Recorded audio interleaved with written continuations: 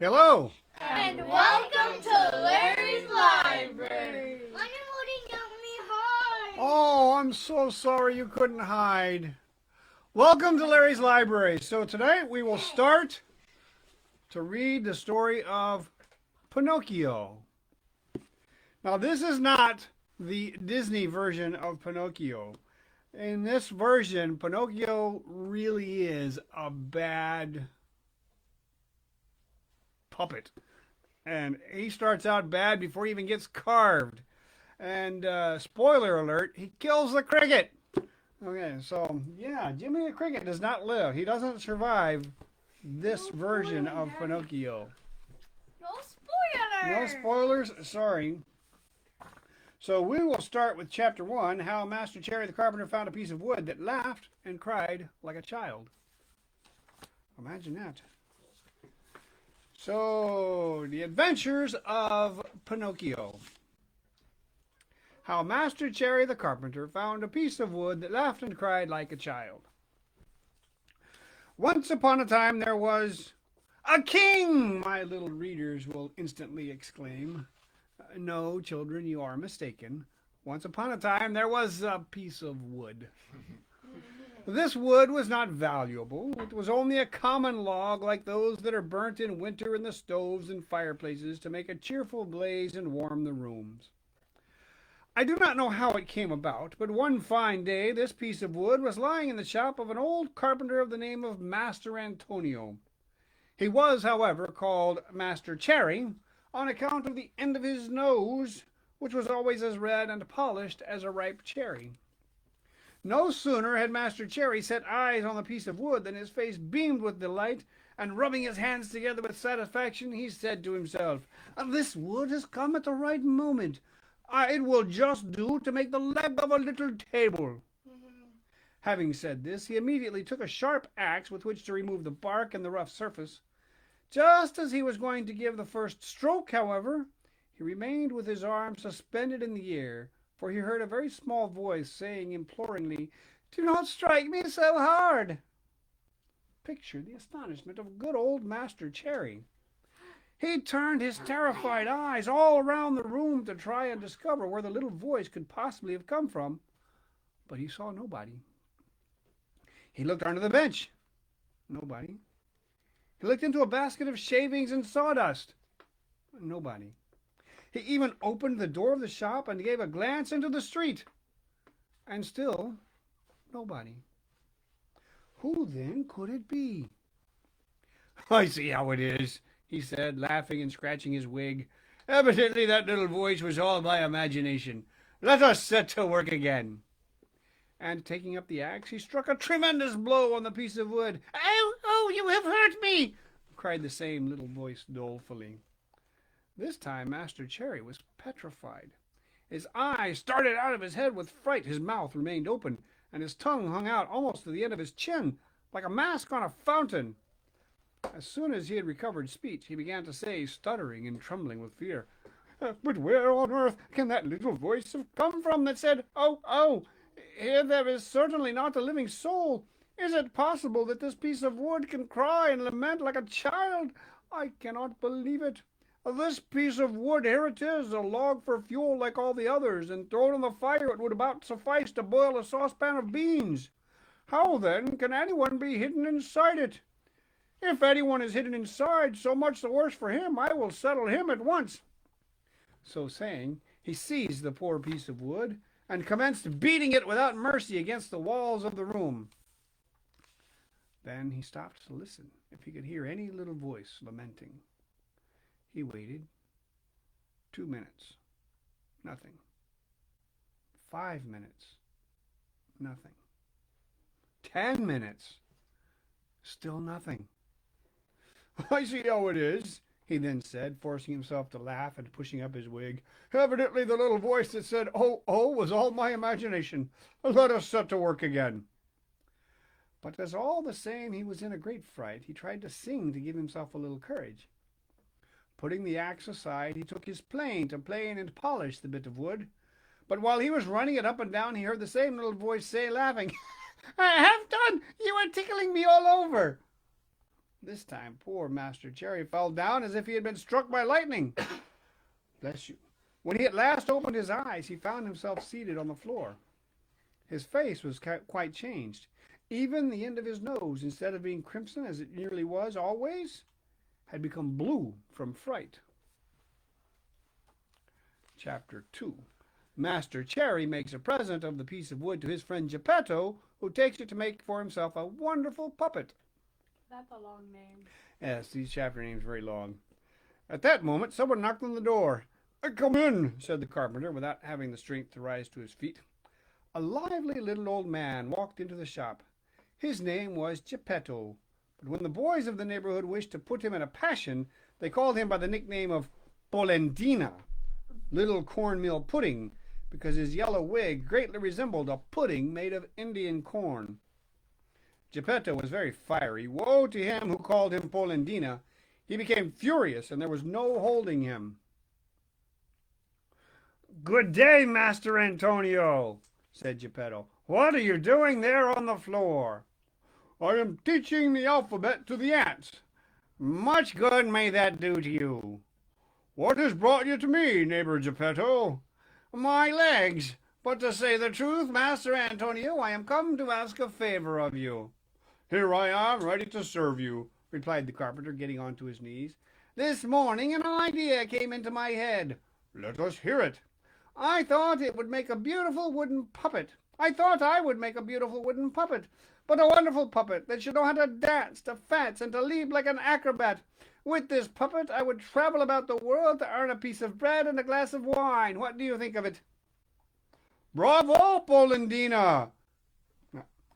Excuse me, I got the voices mixed up. "Bravo, Polendina!" exclaimed the same little voice, and it was impossible to say where it came from. Hearing himself called Polendina, Geppetto became as red as a turkey cock from rage, and turned to the carpenter. He said in a fury, "Why do you insult me?" "Who insults you?" "You called me Polendina." "It was not I."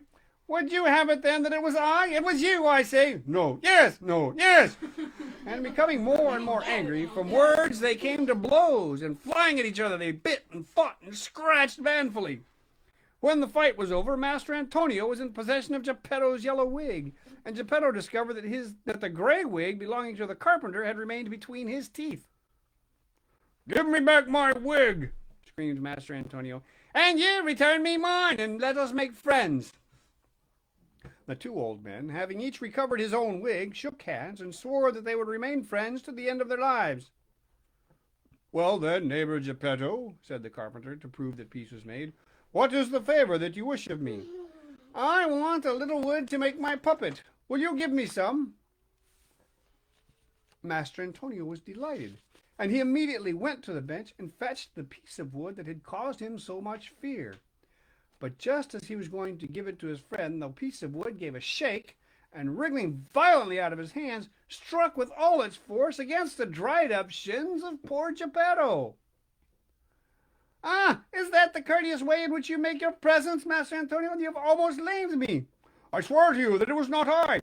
"Then you would have it that I was I?" "The wood is entirely to blame." "I know that it was the wood, but it was you that hit my leg with it." "I did not hit you with it." "Liar!" "Geppetto, don't insult me, or I will call you Polendina." "Ass, Polendina." "Donkey, Polendina." "Baboon, Polendina." On hearing himself called Polendina for the third time, Geppetto, blind with rage, fell upon the carpenter, and they fought desperately. When the battle was over, Master Antonio had 2 more scratches on his nose, and his adversary had 2 buttons too little on his waistcoat. Their accounts being thus squared, they shook hands and swore to remain good friends for the rest of their lives. Geppetto carried off his fine piece of wood, and thanking Master Antonio, returned limping to his house. And that's the end of the 2nd chapter. So I may start doing 3 chapters at a time when I start this tomorrow. I said 2 chapters. No. Should I do a 3rd chapter right now? Yes. Okay, I'll do a 3rd chapter right now. Geppetto, having returned home, begins at once to make a puppet to which he gives the name of Pinocchio. Geppetto lived in a small ground floor room that was only lighted from the staircase. The furniture could not have been simpler: a bad chair, a poor bed, and a broken down table. At the end of the room there was a fireplace with a lighted fire, but the fire was painted, and by the fire was a painted saucepan that was boiling cheerfully and sending out a cloud of smoke that looked exactly like real smoke. As soon as he reached home, Geppetto took his tools and set to work to cut out and model his puppet. "What name shall I give him?" he said to himself. "I think I will call him Pinocchio. It is a name that will bring him luck. I once knew a whole family so called. There was Pinocchio the father, Pinocchia the mother, and Pinocchio the children, and all of them did well. The richest of them was a beggar." Having found a name for his puppet, he began to work in good earnest, and he first made his hair, then his forehead, and then his eyes. The eyes being finished, imagine his astonishment when he perceived that they moved and looked fixedly at him. Geppetto, seeing himself stared at by those two wooden eyes, took it almost in bad part and said in an angry voice, "Wicked wooden eyes, why do you look at me?" No one answered. He then proceeded to carve the nose, but no sooner had he made it than it began to grow, and it grew, and grew, and grew, until in a few minutes it had become an immense nose that seemed as if it would never end. Poor Geppetto tired himself out with cutting it off, but the more he cut and shortened it, the longer did that impertinent nose become. The mouth was not even completed when it began to laugh and to deride him. "Stop laughing," said Geppetto, provoked, but he might as well have spoken to the wall. "Stop laughing, I say," he roared in a threatening tone. The mouth then ceased laughing, but put out its tongue as far as it would go. Geppetto, not to spoil his handiwork, pretended not to see and continued his labors. After the mouth he fashioned the chin, then the throat, then the shoulders, the stomach, the arms, and the hands. The hands were scarcely finished when Geppetto felt his wig snatched from his head. He turned round, and what did he see? He saw his yellow wig in the puppet's hand. "Pinocchio, give me back my wig instantly!" But Pinocchio, instead of returning it, put it on his own head, and was in consequence nearly smothered.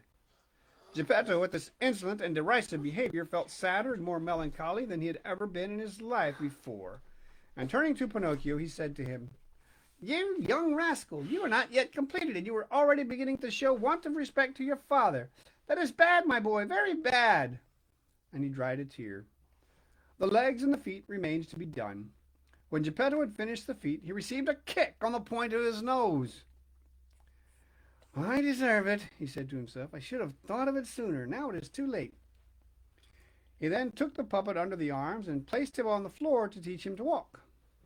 Pinocchio's legs were stiff and he could not move, but Geppetto led him by the hand and showed him how to put one foot before the other. When his legs became flexible, Pinocchio began to walk by himself and to run about the room until, having gone out of the house door, he jumped into the street and escaped. Poor Geppetto rushed after him, but was not able to overtake him, for that rascal Pinocchio leapt in front of him like a hare, and knocking his wooden feet together against the pavement, made as much clatter as 20 pairs of peasants' clogs. "Stop him! Stop him!" shouted Geppetto. But the people in the street, seeing a wooden puppet running like a racehorse, stood still in astonishment to look at it, and laughed and laughed and laughed until it beats description. At last, as good luck would have it, a carabineer arrived, who, upon hearing the uproar, imagined that a colt had escaped from his master. Planting himself courageously with his legs apart in the middle of the road, he waited with the determined purpose of stopping him and thus preventing the chance of worse disasters. When Pinocchio, still at some distance, saw the carabineer barricading the whole street, he endeavored to take him by surprise and to pass between his legs. But he failed signally. The carabineer, without disturbing himself in the least, caught him cleverly by the nose. It was an immense nose of ridiculous proportions that seemed made on purpose to be laid hold of by carabineers, and consigned him to Geppetto. Wishing to punish him, Geppetto intended to pull his ears at once. But imagine his feelings when he could not succeed in finding them. And do you know the reason? It was that in his hurry to model him, he had forgotten to make them. He then took him by the collar, and as he was leading him away, he said to him, shaking his head threateningly, "We will go home at once, and as soon as we arrive, we will regulate our accounts. Never doubt it." At this announcement, Pinocchio threw himself on the ground and would not take another step. In the meanwhile, a crowd of idlers and inquisitive people began to assemble and to make a ring around them. Some of them said one thing, some another. "Poor puppet," said several. "He is right not to wish to return home. Who knows how Geppetto, that bad old man, will beat him?" And the others added maliciously, "Geppetto seems a good man, but with the boys he is a regular tyrant. If that poor puppet is left in his hands, he is quite capable of tearing him in pieces." It ended in so much being said and done that the carabineer at last set Pinocchio at liberty and conducted Geppetto to prison. The poor man, not being ready with words to defend himself, cried like a calf, and as he was being led away to prison he sobbed out, "Wretched boy! And to think how I have labored to make him a well-conducted puppet! But it serves me right. I should have thought of it sooner." What happened afterwards is a story that really is past all belief, but I will relate it to you in the following chapters, starting tomorrow. So that's the next chapter is the story of Pinocchio and the talking cricket, from which we see that naughty boys cannot endure to be corrected by those who know more than they do. Long chapter names. Very long chapter. Very long chapter names. I've been Well, Thank you. This has been Larry's Library. Bye. And we will continue tomorrow with Pinocchio. Bye. Bye.